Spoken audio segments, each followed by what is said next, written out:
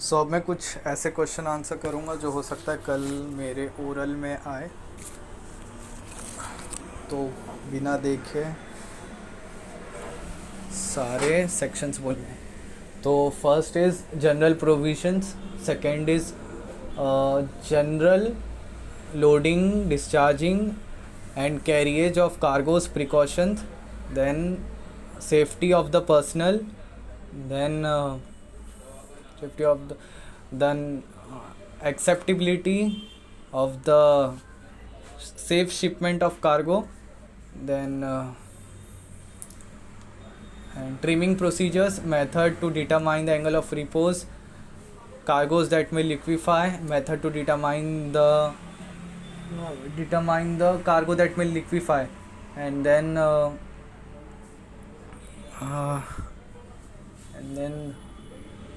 substances that possess chemical hazards, then carriage of solid waste in bulk, then bulk and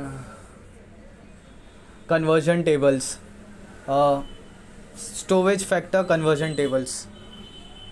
फिर है क्या, general provision, general loading, carriage and unloading precaution, safety of personals on ship, safety of personal on ship, assessment, okay, assessment of accessibility of consignment for safe shipment, okay, assessment of accessibility ऑफ consignment for say, okay, trimming procedure, method of determining a cargo that may require test procedures, okay, sorry, test procedure for cargo that may liquefy, then material possessing chemical hazards, carriage of solid waste in bulk, carriage of solid waste in bulk, security provision, okay, so ये भूल गया था, security provision भूला था, okay, security provision, then storage factor, conversion table, okay, 13th भी है, total 13 section है, okay, एक सिक्योरिटी प्रोविज़न बोला, ओके, एंड एक 13th reference to related information and recommendation, reference to related information and recommendation, reference to related information and recommendation, okay, reference and recommendation for to related, reference to related information and recommendation, okay, individual schedule for solid bulk cargos, individual schedules for solid bulk cargos, laboratory test procedures, individual schedule for solid bulk cargos, individual schedule for solid bulk cargos, okay, laboratory test procedures, properties of solid bulk cargos, index, okay, 4 appendix है, एक तो laboratory test है, properties of solid bulk cargoes, आखिरी सबसे ज़्यादा index है, okay, individual, पहला है individual for solid bulk cargoes, individual for solid bulk cargoes, individuals for solid bulk cargoes, then है properties of solid bulk cargo, then उसके बाद क्या था, लास्ट में एक इंडेक्स था, बीच में प्रॉपर्टीज सॉलिड बल्क कार्गोस के बाद था क्या है, sorry, properties of solid bulk cargos से पहले है laboratory test procedures, individual schedule for solid bulk cargos, individual schedule for solid bulk cargos, पहला ये हो गया, then laboratory test for solid bulk cargos दूसरा हो गया, then properties of the solid bulk cargos, then तीसरा, चौथा index, okay. So now we'll be studying about CSC plate. So basically CSC has two parts, okay, design type approval to ensure the new containers are designed and built to meet ISO dimension and strength requirement. Second is safety inspection to ensure that the containers are maintained in safe condition during their operating life, okay, safe inspection to ensure that containers are maintained in safe condition during their operating life, okay.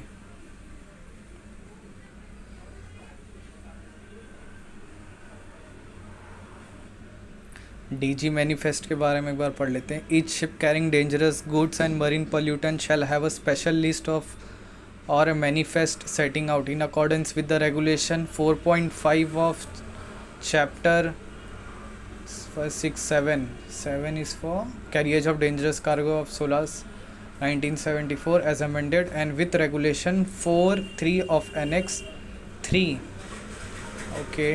Okay, Annex 3 carriage of dangerous cargo in packaged form Marpol 73/78.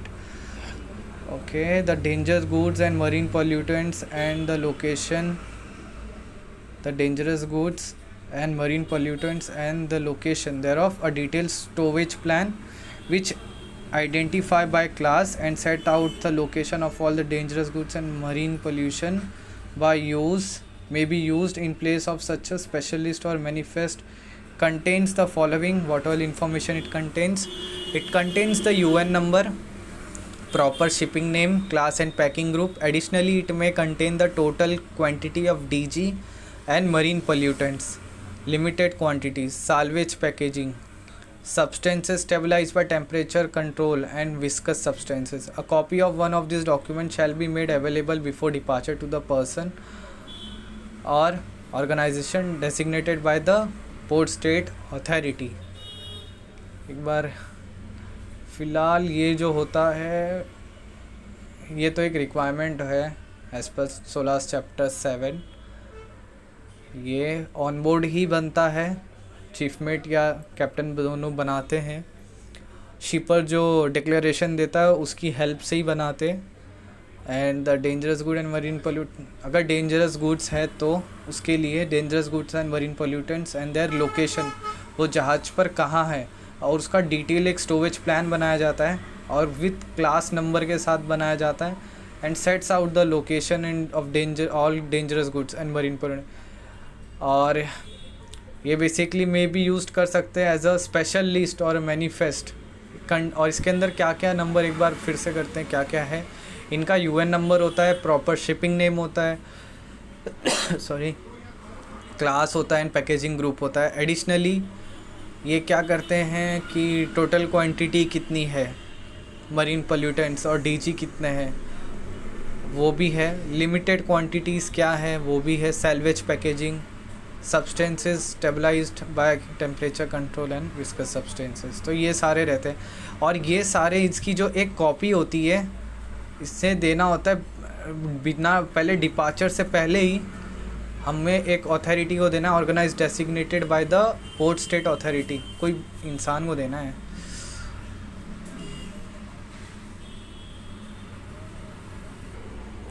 So now discussing about the contents of dangerous classes of dangerous goods. तो class 1 है explosives, second है flammable gases, उसके बाद 1.1 के ही अंदर ही है non flammable gases.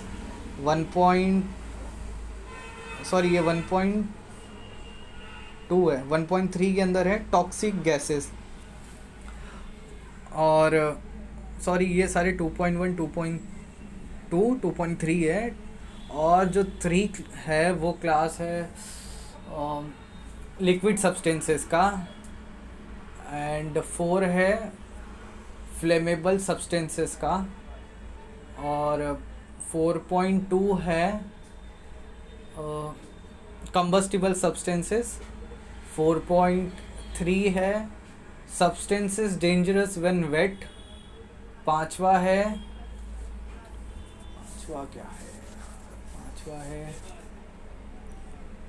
5.1 है organic peroxides, sorry organic substances, oxidising substances. 5.2 है ऑर्गेनिक पेरोक्साइड्स. और छठा है टॉक्सिक सब्सटेंसेस. सातवां है रेडियो एक्टिव सब्सटेंसेस. आठवां है सॉरी इसमें इन्फेक्शियस सब्सटेंसेस है शायद. सातवां इन्फेक्शियस सब्सटेंसेस है. आठवां है रेडियो एक्टिव सब्सटेंसेस. नौवां है करोसिव सब्सटेंसेस. 9 है मिसलेनियस. ओके टॉक्सिक सब्सटेंस के अंदर ही है.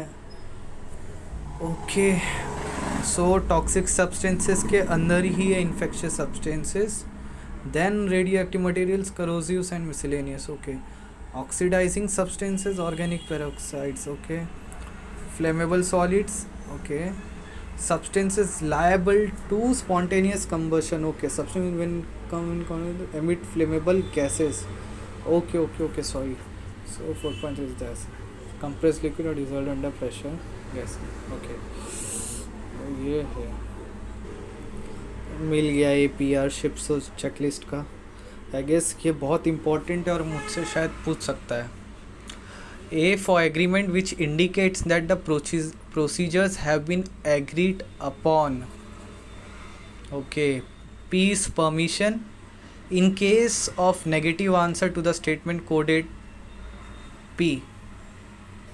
Okay. Operations should not be conducted without the written permission from the appropriate authority. Okay. In permission.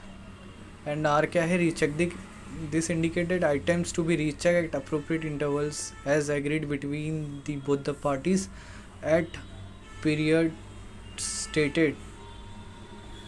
Okay. Coding terms. तो मतलब चेकलिस्ट के अंदर ये पूरे क्या agree in writing on transfer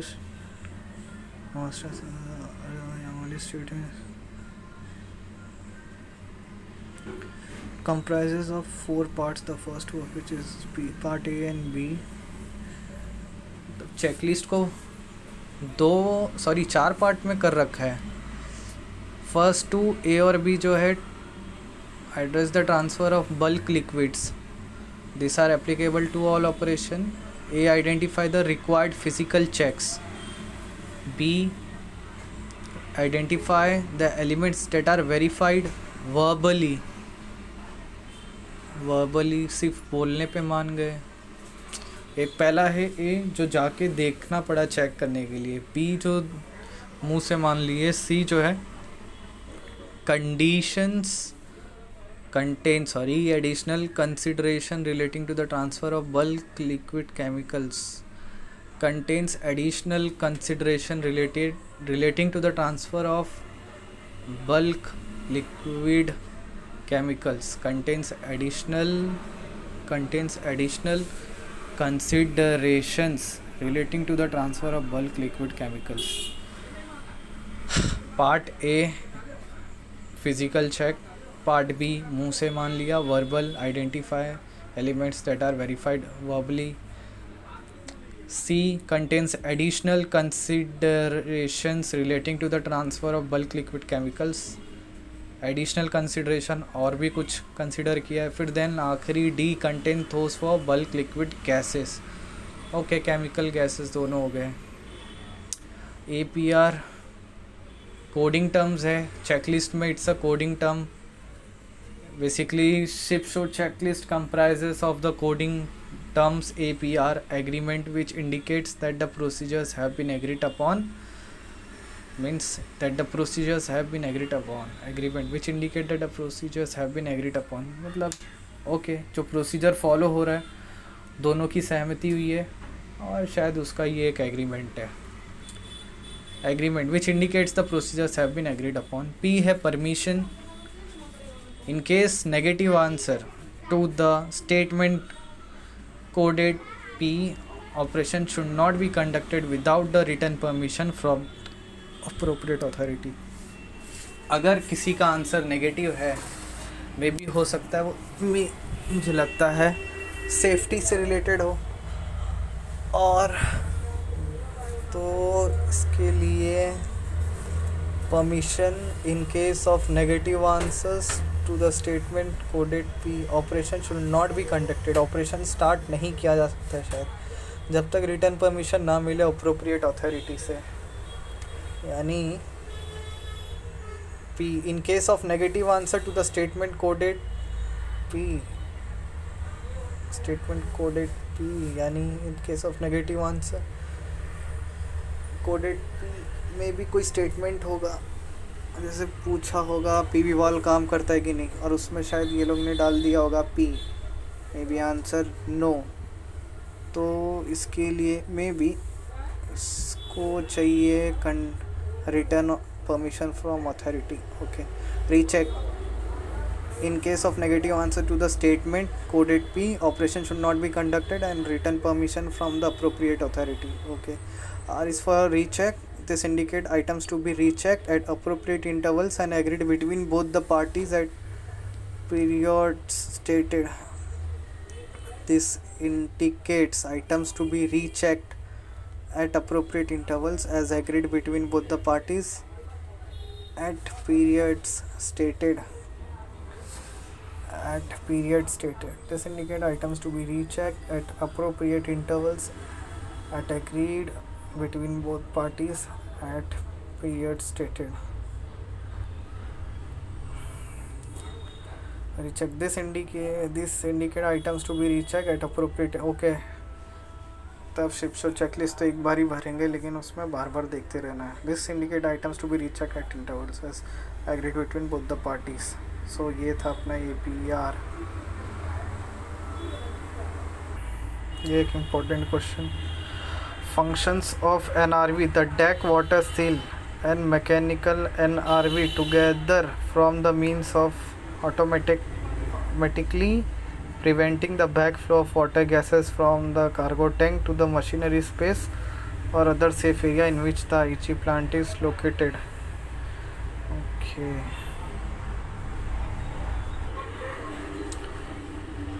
flammability diagram discuss कर लेते थोड़ा. अच्छा किधर गया. So it comprises of hydrocarbon gas percentage and oxygen level.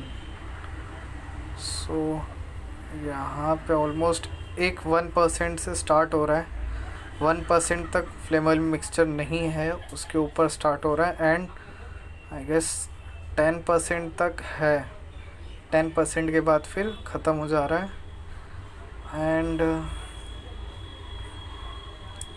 21% तक है फ्लेमेबल.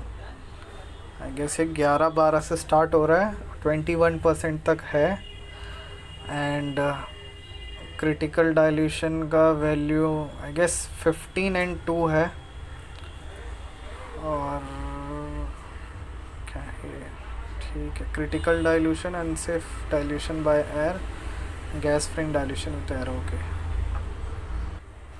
काफ़ी रिपीटेड ये भी है. What is storage factor. तो basically it is defined as the volume occupied by the unit weight of a cargo. It is usually expressed in cubic meter per ton or cubic feet per ton. Does not have take in account of any space lost due to broken storage. Okay.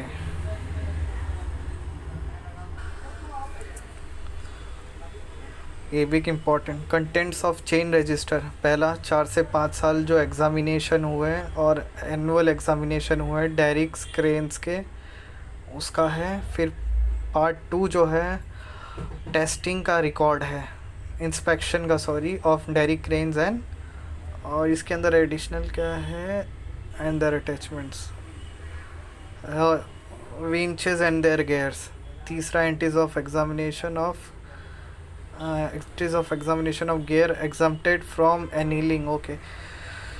तीसरे में अगर किसी का ऐसा examination हो रहा है जिसका एनीलिंग नहीं कर सकते, वो रिकॉर्ड होगा. और चौथे में record of annealing. Okay. So here will be discussing about the VGM. शिपर provide करता है इंफॉर्मेशन वेट करके, जैसे यहाँ पे देख रहे हैं. शिपर वेट किया, कैलकुलेट किया, कंपनी को दिया. राइट. अब कंपनी ने VGM कैप्टन को दिया प्लस टर्मिनल को दिया. अब हो सकता है ये टर्मिनल भी हमें दे सकती है ये VGM details. So now will be discussing intake stability for grain. शायद ये भी इम्पोर्टेंट है. First point, the angle of field should not be more than 12 degree. Okay. Which cargo is inversed, whichever is lesser. Second, the net residual area between the heeling arm and the writing arm. यानी ये जो arm है ऐसे ऐसे टेढ़ा मेढ़ा जो जा रहा है ऊपर से फ्लो करके, राइटिंग आर्म हो गया, प्लस द हीलिंग आर्म ये हो गया जो 40 डिग्री पे ये पूरा वर्टिकल खड़ा है, तो the angle, the net residual area between the heeling arm, ये वाला, and the righting arm curve, ये वाला, to the end righting arm curve, लेकिन कर्व तो है नहीं यार, righting arm curve and the righting arm curve to the angle of heel, righting arm curve, ये जो कर्व जा रहा है इस पे, and the righting arm to the and the righting arm curve to the angle of heel of maximum difference, ordinates of two curves, ये 40 degree पे जो यहाँ पे कट हुआ, ये पूरा जो हो गया, ये residual area should not be difference, वापस से, and the righting arm curve to the angle of heel of maximum differences, the net और residual area between the heeling arm angle of due to the grain, what is the heeling arm curve due to, एक second, heeling arm curve due to the transverse grain shift which may be approximately represented by the straight line. Okay, ये approximately straight line भी हो सकता है, ज़रूरी नहीं है curve हो, इसमें भी देख लेते हैं। वैसे पूरा हॉरिजॉन्टली है, heeling arm curve and righting arm curve up to the angle of heel, okay, ये कैसा, देन ये ऐसा, फिर up to the angle of heel, up to the angle of heel of maximum differences between the ordinates of two curves, maximum, okay, so basically, okay, understood, maximum, the angle of heel the net residual area between the writing arm curve and the writing arm curve and healing arm curve, healing arm curve जो होगा वो नीचे होगा, okay, writing arm curve ऊपर होंगे, the writing arm curve and healing arm curve to the point of to the angle, up to the angle of healing of maximum differences, up to the angle maximum difference, up to the angle of heel of maximum up to the angle of जबकि 40 degree, up to the angle of 40 degrees or the angle of flooding, यानी flooding तक, which is at least in all condition must not be less than 0.075 m radian, okay. The initial metacentric height after GM इसका 0.3 से ज़्यादा नहीं होना चाहिए, ना कम, okay, कम नहीं होना चाहिए, sorry, 0.3. The metacentric height after correction of free surface effect of liquid in tank is not be less than 0.3. After loading, shall ensure ship is upright before proceeding to, ठीक है. Demonstrate the ability of the ship at all state and comply with the stability criteria required by this section. हो गया ये grain का, timber deck cargo का है, ये tanker का कर लेते हैं पहले। ऑयल टैंकर का क्या है? The area under the writing up curve, ZZ curve, and shall not be less than 0.055 meter radians at angle 30 degree and not less than 0.05 radian up to 40 degree, or angle flooding or the angle of down flooding with its angle is less than 40 degree. Okay, so basically 30, 40 and should not be the area under the writing curve between the angle 30, 40 or is less than 40 shall not be less than, okay. So basically the writing lever GZ shall be at least of 0.2 meter. The writing lever GZ shall be at least 0.2 meter at angle of heel equal to or greater than 30 degree, ये याद कर लेते हैं। The righting lever ZZ shall be at least 0.2 metre होना चाहिए at an angle of heel equal to greater than 30 degree. The writing lever ZZ shall be at least 0.2 meter at an angle of heel equal to or greater than 30 degree. 30 degree या 30 से ज़्यादा रहेगा. ZZ हमेशा 0.2 metre रहना ही चाहिए. 30 degree या 30 degree से ज़्यादा ZZ 0.2 metre. Okay. The area under the righting arm lever curve shall not be less than 0.055 metre. ये याद कर लेना है. 30 डिग्री पे 0.055 से कम नहीं होना चाहिए, और अगर 40 पे है तो 0.09. एक है 0.055 30 डिग्री के लिए. कितना 0.055 30 डिग्री के लिए. 40 डिग्री के लिए और कम हो गया ना, नहीं थोड़ा बढ़ गया. 40 डिग्री के लिए 0.09. ओके, एंगल बढ़ेगा तो एरिया भी बढ़ेगा. 0.055 and 0.09 metre radians. And this angle is less than the righting lever. ठीक है, राइटिंग लीवर 0.2 एंड ठीक है greater than 30 degree. Okay. Okay, dead weight इसका 5000 डेड वेट एंड अबो. और इसका कितना था? इसका कुछ लिखा नहीं था. इसका डेड वेट बोला है, कहाँ गया मैं? चल 5000 डेड वेट एंड अबो के लिए ये हम पढ़ रहे हैं. नाउ कंटेनर शिप का भी पढ़ना पड़ेगा मैं. चल इसमें अलग से कुछ रिक्वायरमेंट है क्या? Oh fuck. The initial metacentric height यहाँ पे था 0.3, वहाँ पे यहाँ पे है not less than 0.15. Okay. In addition the angle of heel on account of crowd. Sorry, ये किसका है? पैसेंजर. फक, पैसेंजर नहीं, टैंकर्स का. ठीक है, टैंकर का कहाँ है? Tanker grain general. टैंकर का भी ओके. टैंकर के लिए भी द इनिशियल मेटासेंट्रिक हाइट जो भी है 0.15 मीटर तक रहेगा. ठीक है. And maximum righting lever shall occur at an angle of heel not less than 25 degree. ठीक है. राइटिंग लीवर उसका 25 डिग्री तक आना चाहिए, यानी वापस से अगर डूब रहा है तो वापस आके बैठ जाना चाहिए, अपराइट हो जाना चाहिए. If not practical alternative criteria based on equivalent level of safety. Alternative criteria based on equivalent level of safety may be applied subject to approval of the administration. Okay, the writing movement shall occur at an angle of heel not less than 25 degree. इससे कम नहीं होना चाहिए 25 degree से. ठीक है. Metacentric height 0.15 metre. Okay. For the container ships, container ship का जो है area under the righting lever should not be less than 0. और कम. उसका 0.09 था. किसका? टैंकर का. 40 डिग्री पे इसका 0.009. कितने एंगल पे? 30 डिग्री पे. 40 पे भी नहीं, 30 पर है. और ज़्यादा बढ़ेगा. कितना? 0.016 40 पे.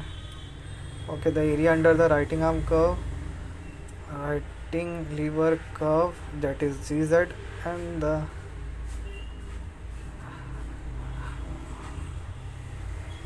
okay, यहाँ पे डिटेल में लिखा है the area between and the writing arm, between the healing arm curve and the writing arm curve to the angle of heel of maximum difference to the angle of. यहाँ पे maximum है grain में, यहाँ पे कोई maximum नहीं है. To the angle of wheel of maximum नहीं, to the angle of ZZ curve at the angle of. Okay. And इसमें क्या है नीचे? Horizontal curve. ओके. यहाँ पे ये हो गया 30. और इसका क्या है? मेटासेंट्रिक का. Maximum writing lever should be at least 0.042. Okay.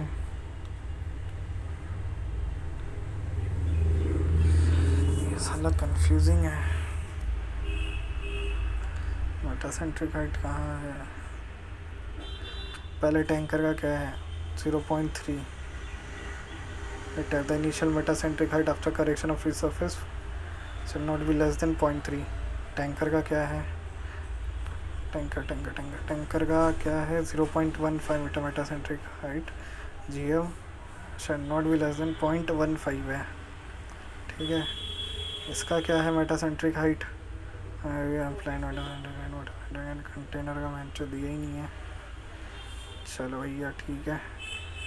Container का पता नहीं, ZZ कब होते हैं, ZZ after loading the initial metacentric height हो गया, आफ्टर लोडिंग इसके लिए ZZ ही नहीं है,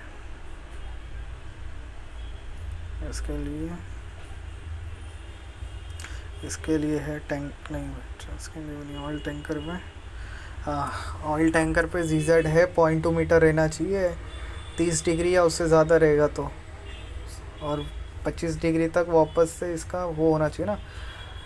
maximum righting lever shall occur at a heel not less than 25 degree, okay. और इसका तो कुछ भी नहीं है, अच्छा वापस 0.15 इसका GM है, अच्छा इसका GM। The maximum righting lever should be at least 0.42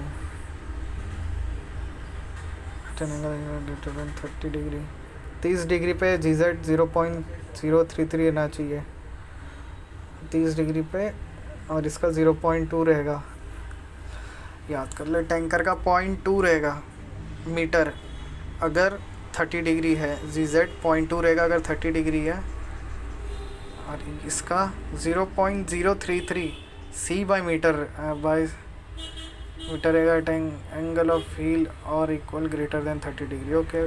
0.2 है 30 डिग्री पे, सेम ये भी 30 डिग्री पे, लेकिन ये 0.033 रहेगा, ओके। एक बार फिर से रिपीट करते हैं। टैंकर का क्या है, total area under ZZ curve should not be more than 0.075 at an angle of 40 degree, ठीक है। और इसका जो क्या कहते हैं आप, हम लोग ZZ बताया नहीं है बहनचो, GM है 0.3 मीटर एट एन 0.3 मीटर ना, उसके लिए कोई कंडीशन नहीं है ना। इनिशियल मेटासेंट्रिक हाइट 0.3 मीटर, ठीक है, ये हो गया, इसके अलावा कुछ नहीं है। टैंकर में है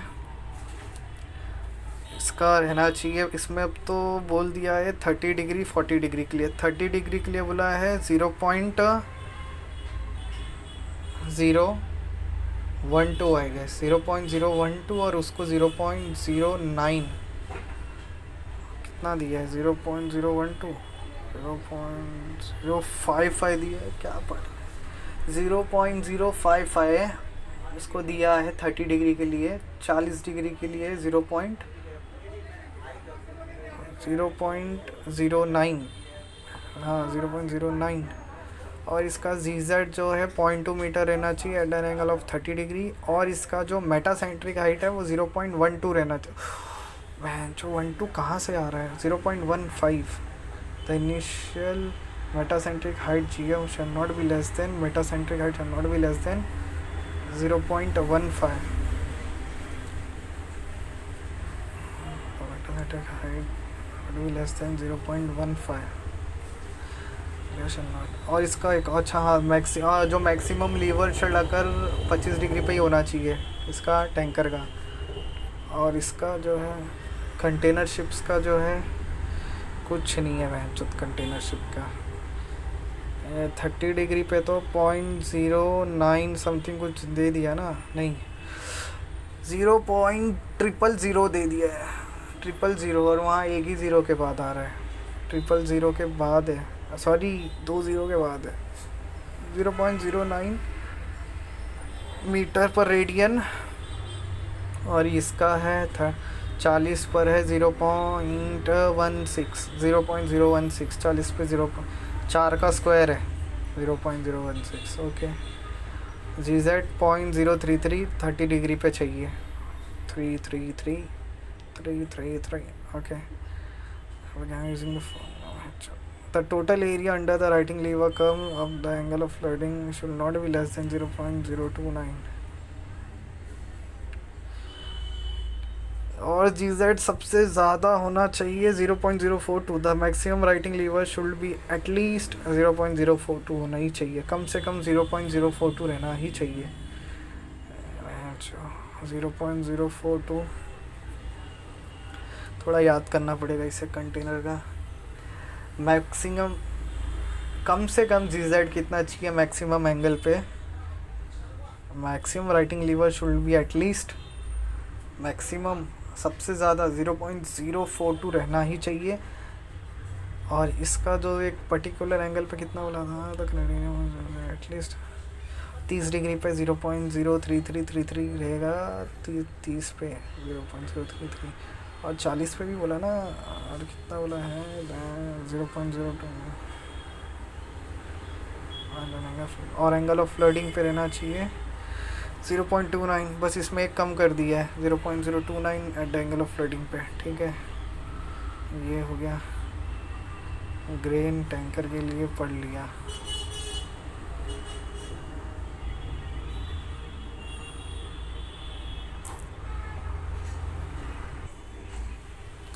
So now we will be learning about the contents of IMDG। IMDG के contents, पहले तो क्लासिफिकेशन हो गए।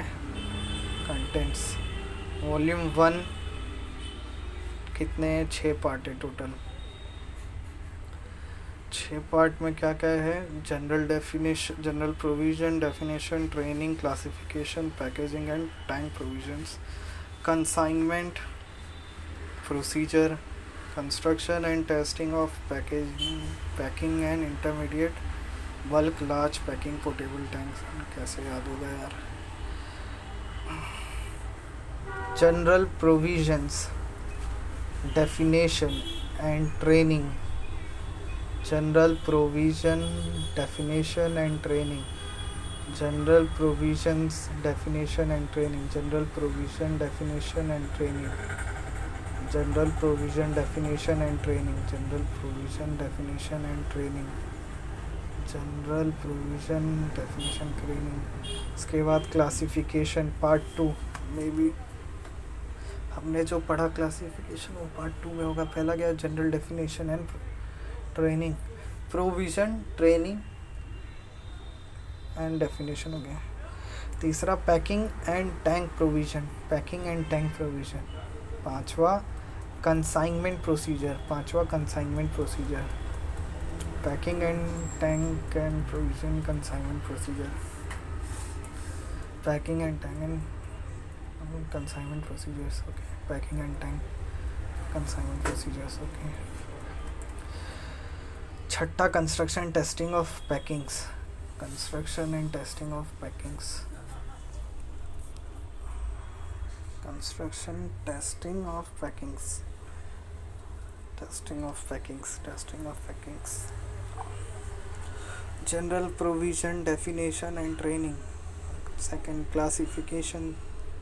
तीसरा तो दिया ही नहीं है। ओह, तीसरा जो पार्ट है वो वॉल्यूम 2 में है। Dangerous good list and limited quantity exception. Volume 2, all the list of dangerous goods, list and limited quantity. पहला general definition, training and provisions. दूसरा क्लासिफिकेशन। तीसरा था तीसरा है packing and tank provision, packing and tank provision, packing and tank provisions, packing and tank provisions, packing and tank provisions, packing and tank provision, packing and tank provision, packing and tank provision, packing and tank provision. उसके बाद है पांचवा consignment procedure. तीसरा तो वो है। चौथा है पैकिंग एंड टैंक प्रोविजन, चौथा पैकिंग एंड टैंक प्रोविजन। पांचवा है कंसाइनमेंट प्रोसीजर।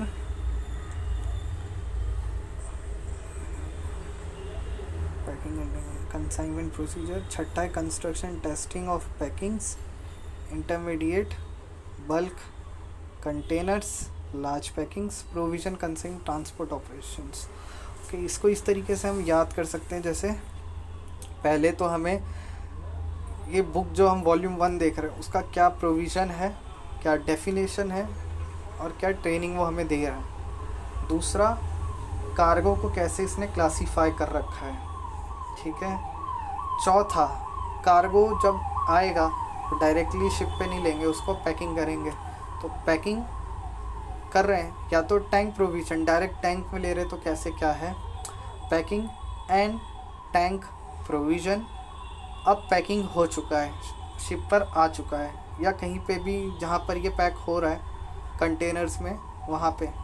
अब आता है कंसाइनमेंट प्रोसीजर, जो पेपर वर्क है जहाँ पे भेजना है, paper work. Consignment procedure, ship पर जाएगा, फिर शिप से कहाँ पे जाएगा, क्या प्रोसीजर रहेगा, शिप से एयरपोर्ट पे जाएगा, फिर कहाँ, मतलब जो भी है कैसे भी कंसाइनमेंट प्रोसीजर। छठा होगा उसका testing, construction and testing of packing जो किए हैं वो झेल तो लेगा ना, अगर शिप से जाएंगे रफ वेदर या प्लेन में जाएगा तो उधर। So construction and testing of packing, intermediate bulk containers, large packings, portable tanks and road tank vehicles. अब सातवां है 7, टेस्टिंग वगैरह हो गया सब। अब सातवां प्रोविज़न कंसर्निंग ट्रांसपोर्ट ऑपरेशन। अब प्रोविज़न क्या है इस केस के लिए, क्या क्या रूल रेगुलेशन है अगर जहाज़ से लेके जा रहे हैं तो वो हमें पता होना चाहिए। प्रोविज़न कंसर्निंग ट्रांसपोर्ट ऑपरेशन, ठीक है। तो अब हम बिना देखे ट्राई करते हैं बोलने का। पहला है general provision definition and training, ठीक है। दूसरा है वो कर लिए, क्या था दूसरा है इसका क्लासिफिकेशन, कार्गो का कैसे कैसे क्या क्लासीफाई है, हमें क्लासिफिकेशन पता होनी चाहिए। तीसरा है packing and tank provision, packing करना इसका तीसरा, सॉरी ये चौथा है, तीसरा उसका अलग से वॉल्यूम 2 में दे रखा है, ये चौथा है। पांचवा है इसका the testing of the packaged form, sorry consignment procedures, सारे डॉक्यूमेंटेशन होंगे अब पैकिंग होने के बाद वगैरह सारे। अब छठा है इसका टेस्टिंग, जो पैकेज हमने किया है, testing of the construction and testing of the packings. सातवां है इसका प्रोविज़न, जो भी है रूल्स रेगुलेशन ट्रांसपोर्टेशन के रिगार्डिंग। अब देखते हैं हमने क्या क्या बोला। General provision definition and training, classification, packing and tank provision बराबर, consignment procedure paper work, packing हो गई। उसके बाद है construction and testing of packings, intermediate bulk containers, ठीक है, उसमें इंटरमीडिएट पैकिंग जो की है उसका टेस्टिंग करना है, और इंटरमीडिएट बल्क कंटेनर्स का भी, लार्ज पैकिंग्स है, पोर्टेबल टैंक्स है या रोड टैंक व्हीकल्स है, जो भी है उसका टेस्टिंग करना है। सातवां जो भी प्रोविज़न है, जैसे भी हम ट्रांसपोर्ट करें, provision concerning transport operation, volume 1 हो गया। कंटेंट बोलेगा तो ये बताना है, okay. 2 dangerous goods list and limited quantity exceptions, यार ये लिमिटेड क्वांटिटी क्या है, सप्लीमेंट 1 है उसके बाद, okay. Contents in supplements of IMDG, ये भी थोड़ा इम्पोर्टेंट है। Emergency response procedure for ships carrying dangerous goods,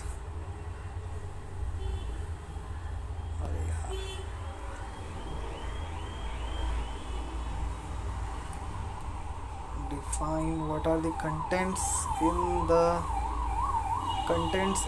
the supplement of the IMDG code. Emergency response procedure for ships carrying dangerous goods, EMS, okay. पहला EMS है, emergency response procedure for ships carrying dangerous good। ये M किसके लिए stand करता है, पता नहीं यार। emergency response for ships carrying dangerous goods, medical first aid guidelines, reporting procedures, and then चौथा है IMO number for packing cargo transport units, IMO number for packing cargo transport unit. पांचवा है recommendation on safe use of passenger, okay, recommendation भी देता है क्या, Okay, recommendation on the safe use of pesticides in ship. Recommendation on the safe use of pesticides in ships. Safe use of pesticides in ships. छठा international code for the safe carriage of package irradiated nuclear fuel. International code एक और इसके अंदर code है यार.